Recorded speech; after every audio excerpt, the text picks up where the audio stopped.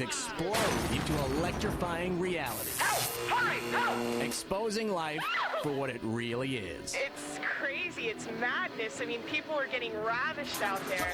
This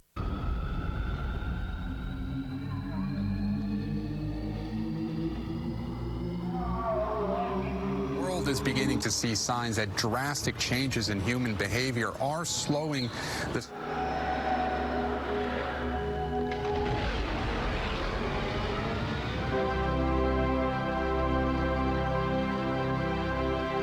awful week here in New York, where the virus is taking hundreds of lives every day. This morning, new signs from the White House Coronavirus Task Force that social distancing, in an effort to flatten the curve, is working. Our data is telling us that mitigation is working. Keep your foot on the accelerator, because that's what's going to get us. from the deep recesses of the American psyche, where nerve endings explode into electrifying reality. Help! Hurry! Help! Exposing life for what it really is. It's crazy. It's madness. I mean, people are getting ravished out there. This is the Ed Tyll Show. The Ed Tyll Show. Come on, everybody, Ed Tyll, Ed Tyll. Come on, everybody, Ed Tyll. Come on, everybody. Come on, everybody. New guidelines for essential workers previously banned from going to work if they had been exposed to someone with the virus. For individuals that have been within 6 feet of a confirmed case or a suspected case, and so that they can, under certain circumstances, they can go back to work. Lisa, first of all, good day. How are you? Coronavirus quarantine continues. Yes, it does. Mom's on the rampage today. Kids needed to get their butts puckered. Well, you got to do that. It's all part of growing up. You're shaping the character of the future of America. Well, when you moved to Orlando, do you remember moving to? I remember the day I moved into my first Florida apartment. I'll go first. 1978. Lisa, how old am I? 1978. Were you born? I bet you weren't born yet. I was 7. Okay, so you would have been no help. You would have been no help on that day. What could you do? But you would have watched out of the window. The boys are moving in from graduate school, but you're 7. So we're all from New York, and we think that we're the first ones to ever find Florida. We think nobody knows except us and maybe a few old people that the weather is amazing. There's hardly any people here. When you look around back in 1978, 77, I came for my first drive to Florida. But I'm talking about moving day, moving in. Do you remember the first apartment, when you got to look at it? Do you remember how much your deposit was? To me, it's all vividly like a moment ago. How about you? Yeah, the first apartment I moved into was right in the heart of downtown Orlando. Wow, you went right. And actually, you have been to that apartment. What? That was my first apartment. Good God, how do I really? So how long did we know each other? It's now, I must have it wrong. Did I really see your cue? Wait a second. Was there a staircase to go up? Yes. Oh, I do remember. It was on Palmer Street in Orlando, Florida, and it was a house cut up into 5 apartments. And I remember. had one of the one-bedroom apartments upstairs. It was such a dump. It wasn't a dump. Well, it was a dump. It was dumpy, but it wasn't a dump.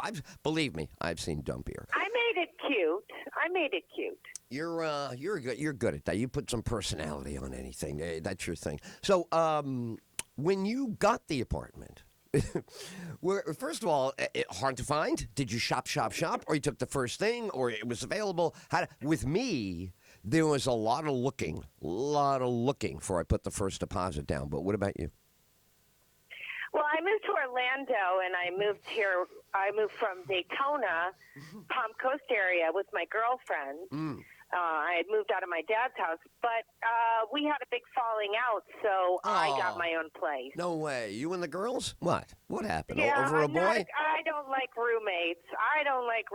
Over it was a boy? just, living with a bunch of other bitches is not my style. Oh, language? Really? Oh, you didn't like Oh, that? sorry. Were they not nice to you? They didn't appreciate you? I thought you'd be like Laverne and Shirley, all for one. No, Fatuza. it was okay. Fatuza. I just needed my own space. I hated no, that I show. need my own space. I hated Laverne and Shirley. I thought the whole thing was a fraud. I didn't know anybody that walked down the street going, Fatuza, Fatago. We wouldn't have hung out with those girls. Yeah, no. So it was only a temporary stay with her anyway. I needed to find my own place, so I found that was my first apartment on Palmer Street. It was it was a beautiful neighborhood. I mean, right in the heart of downtown Orlando. That's the memory I was having. Dumpy doesn't register, but downtown, being downtown, walking downtown, that's what I miss. Yeah. That's the only thing. That's the only piece of the puzzle I don't have going right now. Especially quarantine. Forget it. I'm not even talking about that. It is. You lived in Lake Mary, didn't you? When we knew each other, you lived in Lake Mary, Florida. If I remember correctly. You are correct. That's Mom and Dad were right up the hill. Had Mom and Dad on the hill, and it was Edward and the Ducks. It was, my mom at that complex in Lake Mary. First, she had never heard of a water moccasin snake. She never saw a snake come out of the water. That was a big day for me and my dad. First time my mom saw a water moccasin. Lake Mary, brought her first water moccasin. There you go. There you go. Lake Emma Road. I just think. Miss Lake Emma Road, Lake Emma Road, so like that exit, you're get right off the I-4, bing, bing, you're home in no time. That was the greatest thing. Yep. As traffic has really become lifestyle. I mean, it was becoming a lifestyle back in the 90s, but now it's like a huge monster lifestyle issue. Still, that's a good location. And then I built a house over there. That's always what gets me another gig in my career. The minute I would build a house or do anything signaling, any kind of settling in, that's when a radio station from 100 million miles away has the perfect job, a ton of money, a great contract. It's always the same. Never fails. So that was what that was like. I miss that, though, man.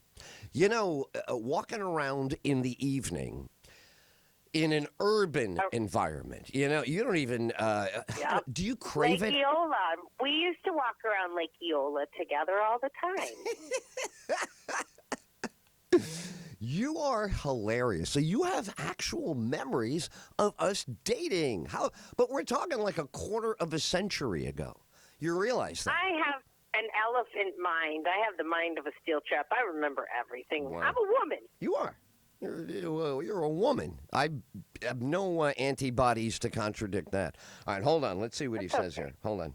Counting coronavirus deaths because unfortunately we've seen it in New York. All right, let's go, Lispy. Just get to the question and put the Jolene on. Let's go. People are dying at home, and there has been Oh God, she loves it. She loves to dramatize everything like something's going to happen when she finishes. persistent lack of testing.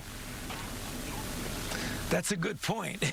I think there's more of a chance of missing some that are really coronavirus deaths. He's so nice. What do you want him to say after all that? He's such a nice man. Most of the doctors would not say that to her. They would just go, oh, yes, Savannah, and blah, blah, blah. I love him.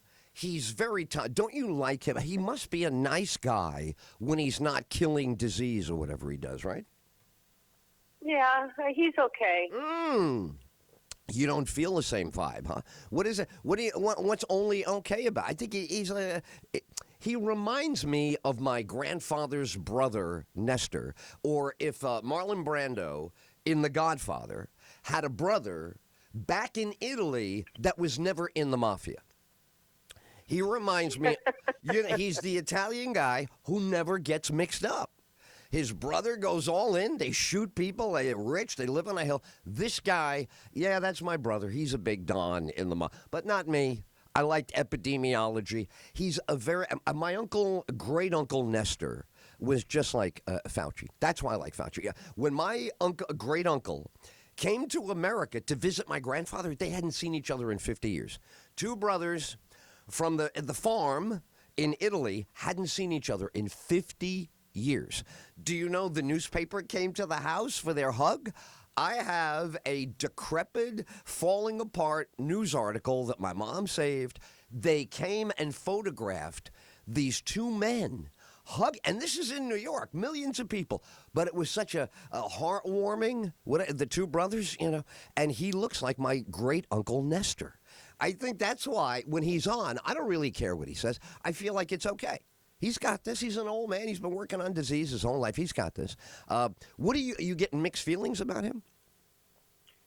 Well, I just think that I don't like some of the statements he's made. Like, it's going to be 18 months before we can open everything up, and God. We're never going to be able to handshake again. That's a big headline. That's the big headline. Crazy statements. You're good. That is the big headline. You said to me this morning, "Oh, I like it when I can see your list." That is I started a list and then I walked away from it. I took a pen. I got a beautiful sheet of paper. I made 2 items, and then I got busy. But number 1, you just said it. This guy is, now that bothers you about him. His job, I think, for Lisa is, why isn't he fixing this so Trump can get back to work? Isn't that how you look at Fauci? I don't know what Fauci is. I don't know what he's doing. Why isn't he just making people well so Donald Trump? Isn't that how you feel? You wish he would just wrap this up and let's get going. Yeah, he seems to put some fuel in the fire and gives the liberal press some ammunition that he probably shouldn't have. Well, here's the thing. And he just makes things worse sometimes. Well, and he does. That aggravates me. Well, I'm sure it's very aggravating to you, especially since, you got your first apartment and you couldn't even stand your roommates. How are you going to stand this guy? Hey, I'm living with 2 kids, 2 dogs, and a husband. I'm ready for school to open. I got to tell you that. You are funny. That's great. So he annoys you because he could be a little more on the team. Absolutely. And in general, how do you feel about your favorite president of all time? This is your Abraham Lincoln. This is your George Washington, right? There's nobody in his league. I think right? he's doing a great job. I mean, really. He's coordinating. The private sector and the public sector are working together. He's got people retooling their factories, like the pillow guy, to make N95 masks. And he's also giving the governors crap. You're blaming the federal government for not giving you what you need, but you weren't prepared. Right. And you don't hustle. You have to hustle in public. They're also freaking dignified. Why aren't you pushing people on the phone and bringing the media into the phone call? Hi, blah, blah, blah, blah. Yeah, it's me, Governor Joe Baloney. This is what I need. As you know, everybody knows why I'm calling. Let's go. I couldn't agree with you. You need to get off your ass and work. Now, when he's in, you uncover a lot of things that need to be said. You did it again. That's one of the biggest angers at him. One of the biggest chips on everybody's shoulder, and they will never admit it. They will lie like the dogs that they are about this. They will lie. They will never tell the truth about it. But it's as plain as the nose on their face. I love these old expressions. Plain as the nose as the big schnozola. Do you know what a schnoz? Lisa, if I said that guy's got a big schnozola, that means a huge nose. Okay? Yeah, big schnozola. Schnozola. Yeah. So that's the big schnozola no one wants to admit. Trump is saying, you got to get off your ass. They hate it. Why can't I sit? Why can't I type? Why can't I post? Why can't I selfie? Why can't I be me? Why can't I look at my retinas? Why can't I go inside my own body like Fantastic Voyage? It's me. George Harrison, I think, who wrote the song. The Beatles have so many great songs. It's hard to believe Lennon and McCartney, I don't think, wrote this one. But it's so apropos of the moment. I hate that the song is right. You ever hear a song that's criticizing society and you go, the song is right. I wish the song wasn't right. Do you know the idea? Why is the song so right? The song is right. You know what the song is? You don't even know the song. George Harrison, in this era of I don't want to get off my ass. Trump is a taskmaster. He's so nasty. He's nasty. He makes me work. He's nasty. He uses nasty language. He's nasty. Everything is, everybody's a delicate flower. Everybody can't be upset. So, you know what the song is? George Harrison, I believe, had his finger right on the pulse because he was the quiet Beatle. Okay, he was the one with all the sitar, the Maharishi, the withdraw from the war. It's all because he wasn't the top Beatle. If he was a top Beatle, he would have had a whole different view. But it doesn't matter. His song is called the title is I, Me, Mine. I, all about me. I, me, all about me. Every sentence starts with I. I did this. I said that. I think this. I'm going to do this. I want this. I have that. I'm going to get this. I want to buy that. How do I not have that? Why do they have that? That's the I part. Then there's the me. Me, me, me, me. Everything comes back to me. So we were going to da-da-da with me. And then I saw my daughter and we went to the school da-da-da with me. And then the door opened and the thing fell out and the dog threw up on me. Everything in the object of the sentence comes back to me. Of me, to me, on me. Let me tell you, hi, do you know who I am? I'd like to tell you more about me. I, me, and then there's a third evil in the song title. I, me, mine. Did I tell you where we're going on vacation? Did I tell you about the boat? Did I tell you what the kid did? Did I tell you about the camera we bought? Did I tell you how much money we won in the lottery? Did I tell you about the new shoes I get from China? Did I tell you how I never get coronavirus? I bought the cure 2 years ago. I didn't tell anybody. I got it in my garage. You want? It's mine. Oh, my God. If your head doesn't bleed after these people are done with you, and I think as a Beatle, he was getting bombarded. If you look at A Hard Day's Night, even in the beginning of the Beatles, oh, hi, Beatles, I do this. Hi, Beatles, I do that. Like everybody wants to tell you what they do because you're a Beatle. Hi, Beatles, I do that. And the first two were such, darlings, that it's middle child syndrome for George. He's never going to be as funny as John, as cute as Paul, and girls go for funny and cute. He's out. And Ringo has got the big nose, and he doesn't say anything, shakes his head, and he's goofy. So poor little George and he was the youngest. So he always felt the other guys were older. George actually got arrested on a Beatles gig for being too young. They snuck him in. They lied about his age. The police found out whatever. He got yanked for one gig, and then he turned 18. So that's funny. Isn't he a genius? I, me, mine. You should hear the song. I'll play the song for you. All through the day. I, me, mine. I, me, mine. I, me, mine. All it is a drudgery of everybody being into themselves. What a genius. And if I have to hear Cuomo pontificating one more time, I'm going to lose my breakfast. I don't understand. Now, you saw him yesterday in the Daily News. I looked it up because I couldn't believe this. There's a picture from like 30 years ago. I think him and his brother are too close. They're in the photograph 30 years ago. Looks like, I don't know what, they're going to take a shower together. Very weird. And he's got nipple piercings. The governor of Did you see the pictures up there? He had my friends had these pictures where they were circling his nipples and you could see the nipple rings. This is what I mean. Right. Material. All wrong. No. All wrong. Stop. All wrong. Now, can he do it? Of course, free country. The minute I find out about your nipple rings, we got a problem. It's the same thing. We have a problem whenever. This is exactly the category I've been against since childhood. I'm against this category. Do not come to me with your personal stuff. You think it makes you interesting, and then I have to hear about it. Then I got to understand it. Then I got to factor it into how I say hello to you. This is all your thing, man.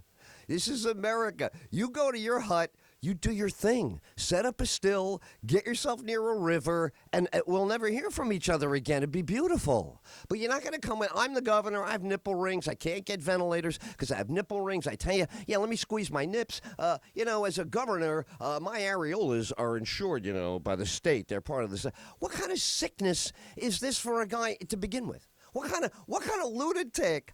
I put earrings in, all my rock star buddies did when I was a kid. And some of my rock star buddies still wear the same earrings, exactly the crosses, the hoops. Oh, I get it. But you don't need to pierce a nipple. You're a man piercing a nipple. What is God's name? What are you doing? I don't even want to know. Please don't tell me. Please, God or at forbid. least throw a jacket on so we don't have to see it, because we're not listening to you at that point. We're looking and staring at your chest. And to describe anything out of your mouth about it is, it's one thing to say, I was stupid when I was young. Weren't we all? I think I might have pierced my nipple. And then goodbye.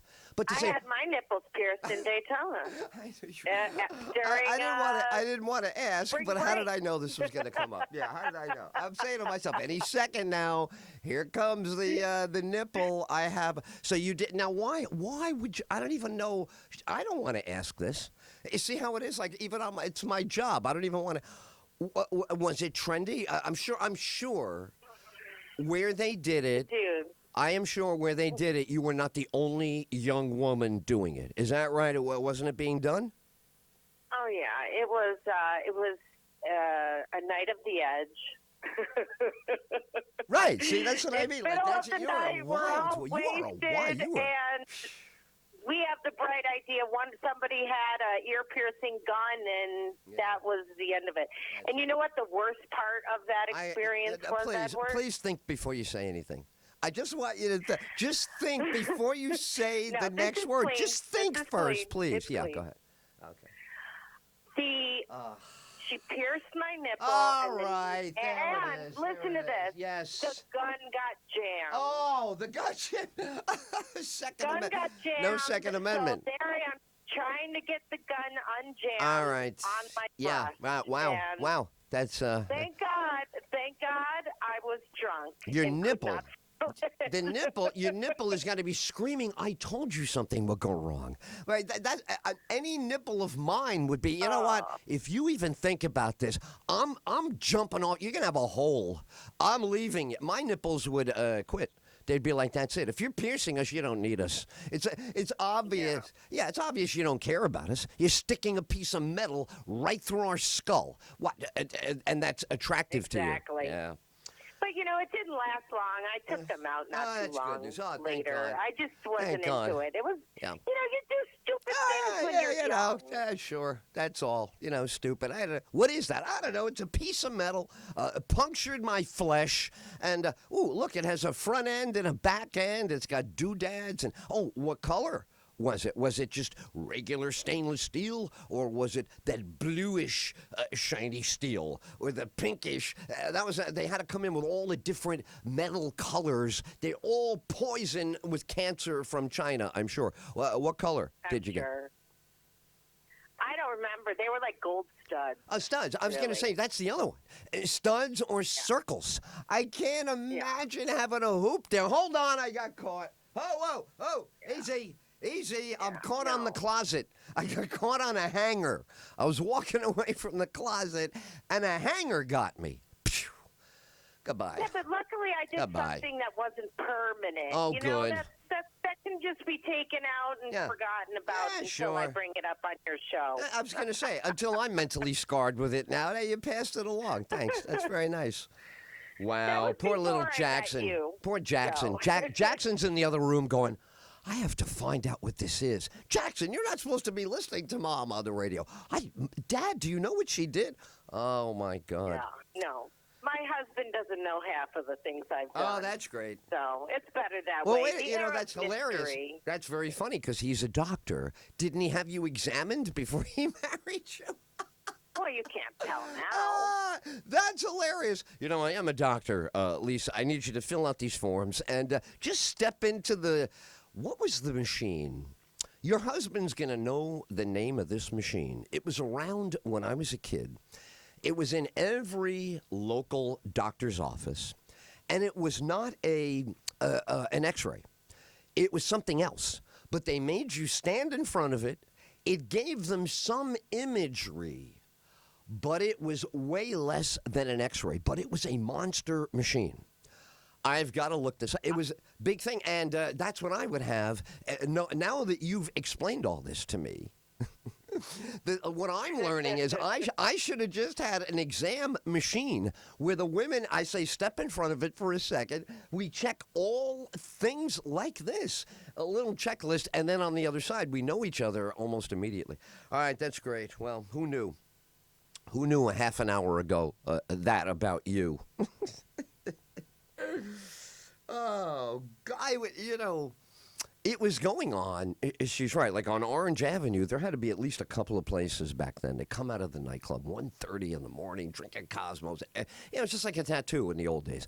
Everybody wants one. Everyone's getting one on the spur of the moment, which means all of these urges are bad ideas. Isn't that the mark of a bad idea?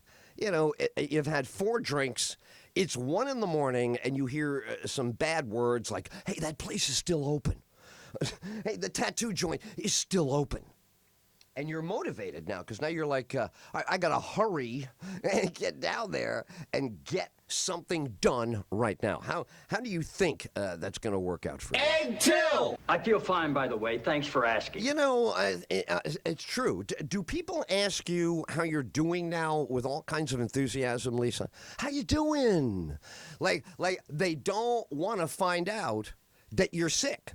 Do you get that in the how you doing? It's like the push. It's always a nervous how are you? Right, that's how are you? I don't even want to ask, but that's polite society. Yes, because hi, are you dying? Death nearing? Do you have this severe headache? Are you getting dizzy? Are you falling to the ground? Do you know where?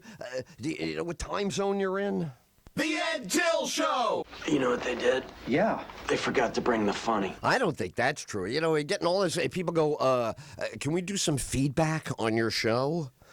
How's the feedback segment? Do you like it so far? Good. Yeah, no, it's very quick. They're going to have to be a little bit, they're going to have to say a little bit more. I've asked them to keep it short. They might have kept it too short. More Ed Tyll after this.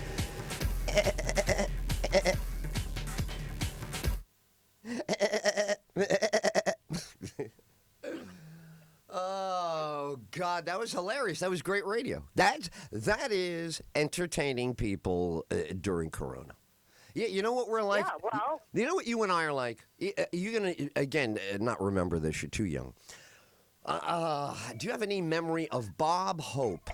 Bob Hope used to go to see the troops. Yep, I remember that. I watched Bob Hope with my grandmother. Okay, good. That's our talking point when we come back. Bob Hope. Remember everything you can about your grandmother's house coat, your grandmother's cupboard, your grandmother's sugar bowl. We're going in deep on Grandma and Bob Hope and you and me. You and me are like Bob Hope and Charo. Charo used to come out. Bob Hope would go, hey, how you doing, everybody? And Charo would come, everybody go nuts, hey, coochie, coochie. And she used to play the guitar. Charo is a classically trained musician and dancer. So even on Ed Sullivan, every once in a while, she would bust into like some amazing guitar solo. And everybody in the place would go, oh, Charo. And she was also like, 5'11", very tall. Do you remember? It's going to be hard for you. That was your childhood. What year are you born in? 71. Wow, yeah.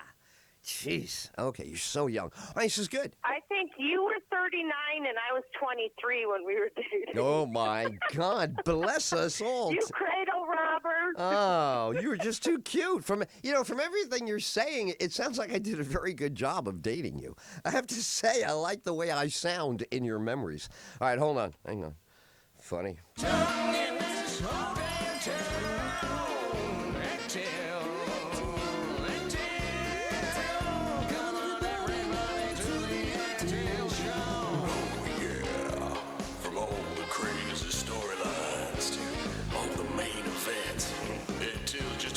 In the wilderness, the